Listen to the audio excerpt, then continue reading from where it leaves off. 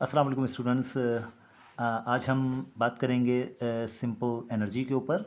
और एनर्जी की दो काइंड्स हैं, जिसके अंदर एक है potential energy, gravitational potential, and the other one is kinetic energy. तो let's start with the energy first. So what is energy? अगर हम एनर्जी की बात कर लें तो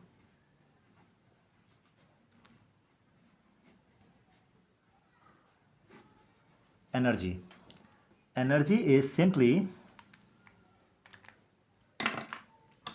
ability to do work.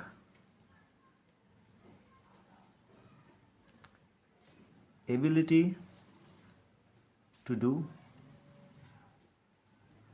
Work.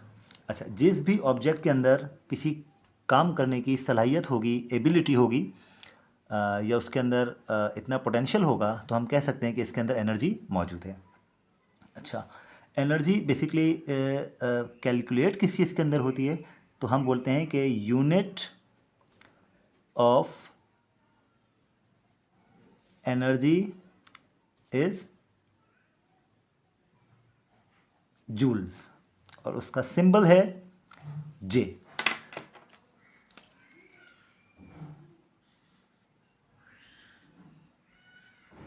Joules energy का यूनिट है, इसके अंदर ये कैलकुलेट की जाती है। अच्छा, अब हम इससे अगले पार्ट के ऊपर चलते हैं। आप एनर्जी की दो काइंड्स पढ़ेंगे। उसके अंदर हम आ रहे हैं पहली potential energy. It's G P E. G P E stand for gravitational potential energy. और दूसरी चीज़ हम पढ़ेंगे के ई, विच इज़ काइनेटिक एनर्जी। अच्छा जनाब, ग्रेविटेशनल पोटेंशियल एनर्जी क्या है और काइनेटिक एनर्जी क्या है, इन दोनों के फ़र्क को समझ लेते हैं।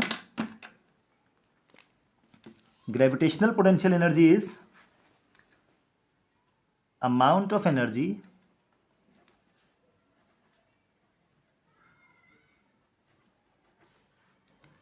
in a body due to its elevated position. Due to its elevated position. अगर किसी भी ऑब्जेक्ट को ज़मीन से, for example this is ground, और ज़मीन से ऊपर किसी चीज़ को होल्ड कर लिया जाए, दिस इज एलिवेटेड, उठा लिया ज़मीन से, एलिवेटेड। तो एलिवेटेड पोजीशन की वजह से इसके अंदर जो अमाउंट ऑफ एनर्जी होगा उसे ग्रेविटेशनल पोटेंशियल एनर्जी कहा जाएगा। अब चूंकि इसे लिफ्ट किया गया है, इसे ज़मीन से उठाया गया है, तो हमें यह देखना पड़ेगा कि इसकी क्या हाइट है, कितना ऊपर ज़मीन से उठाया गया है, और दूसरा इस ऑब्जेक्ट का मास कितना है, जिसको किलोग्राम में मेजर किया जाएगा, इसकी हाइट कितनी है, जिसे मीटर्स में वैल्यू होनी चाहिए हमारे पास, और तीसरा वैल्यू ग्रेविटी, जिसको हम 9.81 मीटर पर सेकंड स्क्वायर भी कंसिडर कर लेंगे, और अप्रॉक्सीमेटली इसे आप 10 कंसिडर करते हैं।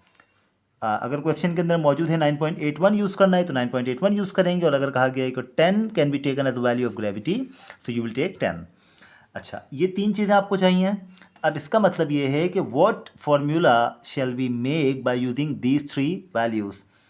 सो gravitational potential energy is equal to m times g times h. m is the mass of the object, m is the mass, g is the gravity, and h is the height, m is the mass, g is the gravity and h is the height.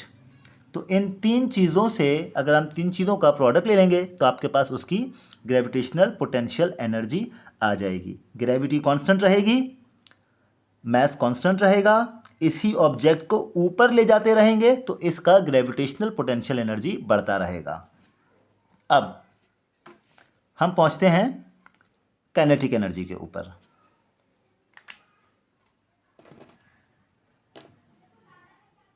अगर हमसे कहा जाए कि simply how do we define kinetic energy, तो बच्चों kinetic energy को कैसे define किया जाएगा?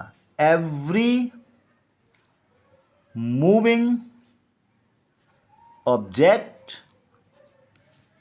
possesses kinetic energy. Every moving object possesses kinetic energy. हर मूविंग ऑब्जेक्ट में काइनेटिक एनर्जी होती है और the energy stored in a body due to its motion, ये भी आप उसको बोल सकते हैं। Okay fine. अब क्वेश्चन ये है कि कैलकुलेट कैसे किया जाएगा काइनेटिक एनर्जी का वैल्यू, कि किसी ऑब्जेक्ट में कितनी काइनेटिक एनर्जी मौजूद है। अब छोटी सी एक मिसाल ले लेते हैं कि एक बॉल है और वो ग्राउंड पे रोल हो रही है। अच्छा, इस बॉल का मैस मुझे रिक्वायर्ड है m मैस। इस बॉल का वेलोसिटी, किस वेलोसिटी से ये बॉल मूव कर रही है, आपको ये रिक्वायर्ड है। वेलोसिटी मीटर पर सेकंड में, इसका मैस आपको रिक्वायर्ड है केजी में, और साथ में एक कांस्टेंट है विच इज़ 1/2। उसको अभी डिस्कस कर लेते हैं कि what is the formula of kinetic energy. Kinetic energy का फॉर्मूला क्या बनता है? Kinetic energy is equal to 1/2 multiply by mass multiply by square of the velocity. किसी भी मूविंग ऑब्जेक्ट की वेलोसिटी का स्क्वायर, उसे मल्टीप्लाई करेंगे उसके मास से और उसे मल्टीप्लाई कर देंगे 1/2 से, तो जो टोटल वैल्यू आएगा that is the kinetic energy of the moving object.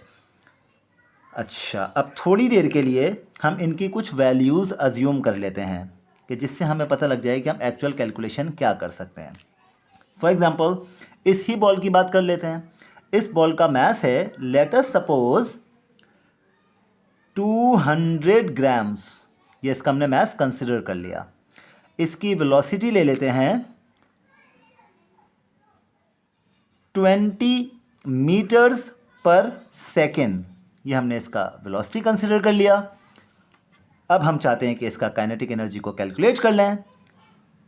के E is equal to 1/2 times mass. Mass is 200 gram. हमने कहा कि मैस को आपको किलोग्राम में कन्वर्ट करना होगा। सो 200 divided by 1000, it is in gram. If you divide it by 1000 you will get the mass in kilograms. Multiply by velocity दिया हुआ है 20, इसका स्क्वायर कर देंगे। थोड़ा सा और सिंप्लीफाई कर लेते हैं। 200 divide by 1000 is 0.2 which is multiplied by 20 का स्क्वायर्ड। 20 का स्क्वायर्ड। अब इसका आंसर कैलकुलेट कर लेते हैं। 20 squared is 400 multiply by 0.2 multiply by 1/2 is 0.5, तो इसे 0.5 से मल्टीप्लाई कर देते हैं। इट्स 0.5। Result is 40 joules. इस बॉल की काइनेटिक एनर्जी 40 जूल्स कैलकुलेट करके हमने निकाली। अब हम इसी तरीके से इस वाले क्वेश्चन को सॉल्व कर लेते हैं। हाइट थोड़ी देर के लिए अज्यूम कर लेते हैं 2 मीटर्स। ग्रेविटी इज 9.81 मीटर पर सेकेंड स्क्वायर्ड, और इसका मास कंसिडर कर लेते हैं थोड़ी देर के लिए कि ये 100 ग्राम का बॉल है। ओके, अब अगर बोला जाए कि calculate the gravitational potential energy of this ball, so let us calculate gravitational potential energy of this ball. mgh, m is the mass, in kilogram this is 100 ग्राम। आप जानते हैं 100 ग्राम को डिवाइड बाय 1000 करेंगे तो ये किलोग्राम बन जाएगा। बात कर लेते हैं ग्रेविटी की, 10 ग्रेविटी कंसिडर कर लीजिए। बात कर लेते हैं हाइट की, हाइट इसकी ऑलरेडी गिवन है 2 मीटर्स, आपने एज इट इज़ 2 मीटर रखा। 100 divide by 1000 is 0.1, multiply by 10, multiply by 2, 2 tens are 20, 20 multiply by 0.1 is 2 joules। इस बॉल के अंदर जो इस वक्त एनर्जी मौजूद है बच्चों वो 2 जूल्स मौजूद है। बहुत सिंपल सा तरीका, बहुत ही आसान सा पार्ट हमने किया पोटेंशियल एनर्जी मेजर करने का, ग्रेविटेशनल पोटेंशियल एनर्जी मेजर करने का और काइनेटिक एनर्जी मेजर करने का। होपफुली दोनों चीज़ें आपको समझ में आ गई होंगी। अब एक और छोटा सा पार्ट समझते हैं हम कि ग्रेविटेशनल पोटेंशियल एनर्जी से काइनेटिक एनर्जी में कन्वर्जन क्या चीज़ है, या काइनेटिक एनर्जी से ग्रेविटेशनल पोटेंशियल एनर्जी में कन्वर्जन क्या चीज़ है। आसान सा कॉन्सेप्ट है, इसे भी ज़रा समझते हैं। अच्छा जनाब, अब एक केस लेते हैं। लेट अस सपोज ये एक बॉल है और ये ज़मीन से कुछ ऊंचाई पे होल्ड किया हुआ है, a bit above the ground। अब थोड़ी देर के लिए सोच लेते हैं कि ये ज़मीन से 5 मीटर ऊपर मौजूद है। ओके फाइन, अब ये 5 मीटर ऊपर मौजूद है। अगर इस बॉल को छोड़ा जाए, अगर हम इस बॉल को ड्रॉप करें ज़मीन की तरफ, तो मुझे ये कैलकुलेट करना है कि बेसिकली इसका ज़मीन पे पहुंचने पे just above the ground, when it is about to reach on the ground, what will be its kinetic energy? First part, इसकी काइनेटिक एनर्जी क्या होगी, ये क्वेश्चन है। For example this is the part, this is the position where it is suppose to come. यहाँ पे जब ये आएगा तो इसका काइनेटिक एनर्जी क्या होगा, दिस इज द क्वेश्चन।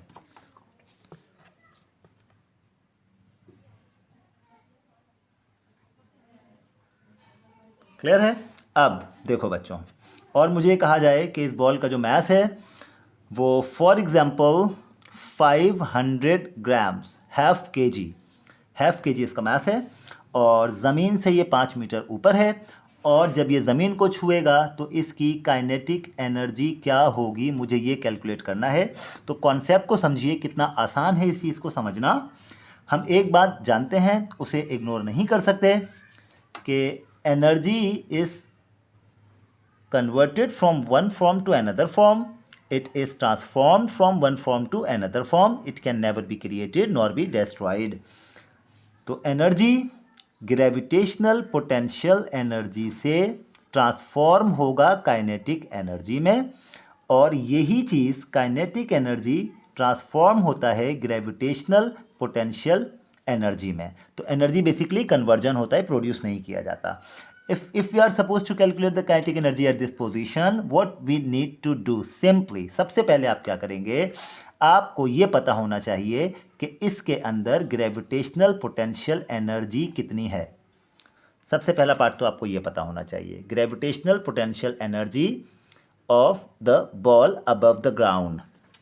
अच्छा जनाब, तो इसका ग्रेविटेशनल पोटेंशियल एनर्जी पहले कैलकुलेट कर लेते हैं। फर्स्ट पार्ट हमें ये कैलकुलेट करना है, पहले इसे कैलकुलेट कर लेते हैं। ग्रेविटेशनल पोटेंशियल एनर्जी का फॉर्मूला अभी हमने सुना mgh, this is the formula. Okay fine, m is the mass of the ball which is 500 grams. तो हमने यहाँ पे लिखा 500 divided by 1000 because mass should be in kilograms. mg का वैल्यू आ गया आपके पास, ग्रेविटी है, दिस इज 10, और मल्टीप्लाई कर देंगे हाइट से which is in metre, 5 metres, multiply by 5. So 500 divided by 1000 is 0.5. 0.5 multiplied by 10 is 5.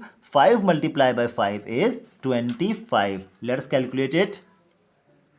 0.5 multiplied by 10 multiplied by 5, result is 25। तो हमने लिखा 25 जूल्स इस बॉल के अंदर इस वक्त एनर्जी मौजूद है। 25 जूल्स इस बॉल के अंदर एनर्जी मौजूद है। अब क्वेश्चन ये है कि यहाँ पे आते आते इसकी कितनी एनर्जी होगी। छोटा सा कॉन्सेप्ट समझ लो कि जब ये बॉल ज़मीन को टच करने वाली होगी, ज़मीन पे पहुँच गई होगी, तो कंसिडर कर लेते हैं कि इसका डिस्टेंस ज़ीरो है। जब इसका डिस्टेंस ज़ीरो है तो इसके अंदर कोई भी पोटेंशियल एनर्जी नहीं होगी, because potential energy is related to the height of the ball. If it is close to the ground, मतलब ये ज़मीन पे आ चुकी है, तो इसके अंदर ग्रेविटेशनल पोटेंशियल एनर्जी ज़ीरो होगी। तो होगा क्या, ये वाला पार्ट होगा, तमाम का तमाम gravitational potential energy kinetic energy में कन्वर्ट हो चुका होगा। तो मुझे एक बात मालूम है कि जो इसकी ग्रेविटेशनल पोटेंशियल एनर्जी यहाँ पे होगी, वही काइनेटिक एनर्जी इसकी जब ये ज़मीन पे पहुँचेगी, पहुंचने को होगी, टच करने के करीब होगी, तो इसके अंदर उतनी ही काइनेटिक एनर्जी होगी, क्योंकि एनर्जी 100% कन्वर्ट हो गई है। और जो लॉसेस थे हमने उसे इग्नोर किया कि थोड़ी देर के लिए समझते हैं कि कोई लॉस नहीं हुआ, तो सारा का सारा एनर्जी कन्वर्ट होकर सारा का सारा काइनेटिक एनर्जी बन जाएगा। अब अगर इससे रिलेटेड एक क्वेश्चन और बच्चे से मैं करूं कि अगर ये बॉल यहाँ पे कहीं मिडवे आ जाती है, मिडवे अब यहाँ पे क्वेश्चन ये बना कि इसका ग्रेविटेशनल पोटेंशियल एनर्जी क्या होगा और इस ही बॉल का काइनेटिक एनर्जी क्या होगा। अब हम जानते हैं कि जब ये बॉल ऊपर से नीचे की तरफ आना शुरू होगी, जब ये ऊपर से नीचे आएगी, तो जाहिर सी बात है इसकी ग्रेविटेशनल पोटेंशियल एनर्जी कम होगी और आहिस्ता आहिस्ता इसकी एलिवेशन कम होती रहेगी, इसका हाइट कम होता रहेगा, इसका मतलब इसका ग्रेविटेशनल पोटेंशियल एनर्जी कम होता रहेगा। मगर क्योंकि यहाँ पे ये रुका हुआ था और अब ये आहिस्ता आहिस्ता चलने लग गया है, तो इसके अंदर काइनेटिक एनर्जी कुछ ना कुछ आती रहेगी। यहाँ पे इसकी मैक्सिमम काइनेटिक एनर्जी है, मैक्सिमम काइनेटिक एनर्जी, और यहाँ पे जब ये रुकी हुई है बॉल, तो बच्चों इसके अंदर मिनिमम काइनेटिक एनर्जी है। इन दो पॉइंट्स को मत भूलिएगा। अगर ये रुकी हुई है मिनिमम काइनेटिक एनर्जी, और जब ये ज़मीन पे छूने वाली है, about to touch the ground, इसकी मैक्सिमम काइनेटिक एनर्जी होगी। इनके बीच में काइनेटिक एनर्जी का वैल्यू कुछ भी हो सकता है, ग्रेविटेशनल पोटेंशियल एनर्जी का वैल्यू कुछ भी हो सकता है। अब अगर हमें मिडवे में ग्रेविटेशनल पोटेंशियल एनर्जी कैलकुलेट करनी है, तो वो कैसे करेंगे। मिडवे का मतलब ये हो गया बच्चों कि इसका जो हाइट है इस वक्त वो रह गया 2.5 मीटर। ये बात आप समझ गए होंगे। Midway means 2.5 metres. अब 2.5 मीटर के ऊपर जब ये बॉल मौजूद है, तो मुझे कहा जा रहा है कि इसका ग्रेविटेशनल पोटेंशियल एनर्जी क्या होगा और इसका काइनेटिक एनर्जी क्या होगा। Okay fine. अब हम जानते हैं कि ग्रेविटेशनल पोटेंशियल एनर्जी ये इस पोजीशन पे कैलकुलेट कर लेते हैं। mgh, m is the mass of the ball which is 500 gram, which is 0.5 kg, multiply by gravity is 10, multiply by the height of the ball above the ground is 2.5 meters। अच्छा जनाब, अब इसका answer निकाल लेते हैं। 0.5 multiply by 10 multiply by 2.5, 2.5 multiply by 10 is 25, 25 multiply by 0.5 is 12.5 joules इसके अंदर यहाँ पे ग्रेविटेशनल पोटेंशियल एनर्जी होगी। आई होप तमाम बच्चों को ये बात समझ में आई होगी। अच्छा, अब देखिए टोटल एनर्जी कितनी है इसकी, 25 joules maximum gravitational potential energy, जहाँ पे इसका काइनेटिक एनर्जी 0 है। अगर ये रुका हुआ है तो काइनेटिक एनर्जी इसका 0 जूल्स और मैक्सिमम पोटेंशियल एनर्जी 25 जूल। जब ये ज़मीन पे पहुँचेगी तो इसका काइनेटिक एनर्जी 25 जूल्स हो जाएगा और ज़मीन पे पहुँचने पे इसका ग्रेविटेशनल पोटेंशियल एनर्जी 0 जूल्स हो जाएगा, क्योंकि अब ये ज़मीन पे आ चुकी है। अच्छा, यहाँ पे मैक्सिमम ग्रेविटेशनल पोटेंशियल एनर्जी, यहाँ पे 0 ग्रेविटेशनल पोटेंशियल एनर्जी। अब बीच में जब ये पहुँचा तो हमने देखा कि इसका ग्रेविटेशनल पोटेंशियल एनर्जी 12.5 रह गया, जबकि टोटल 25 था।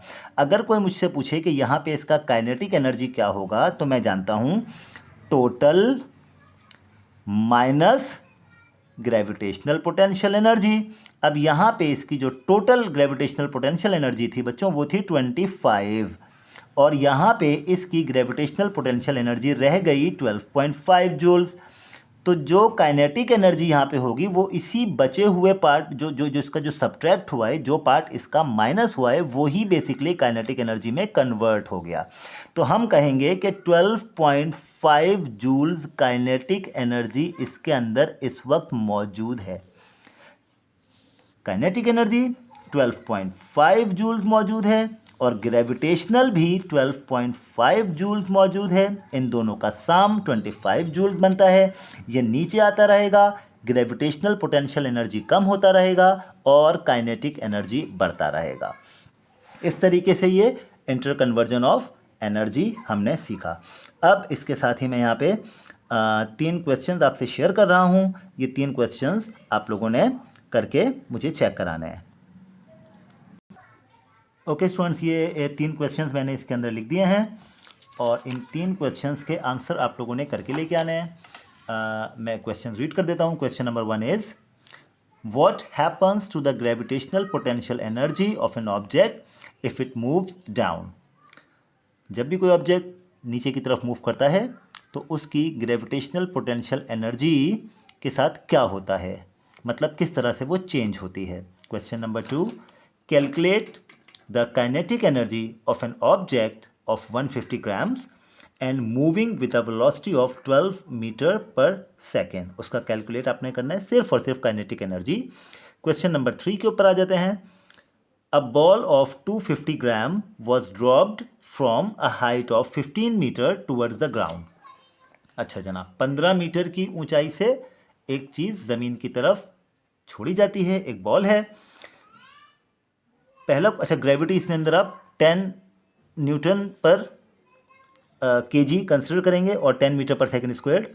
इसका क्वेश्चन ए की बात कर लेते हैं, पार्ट ए।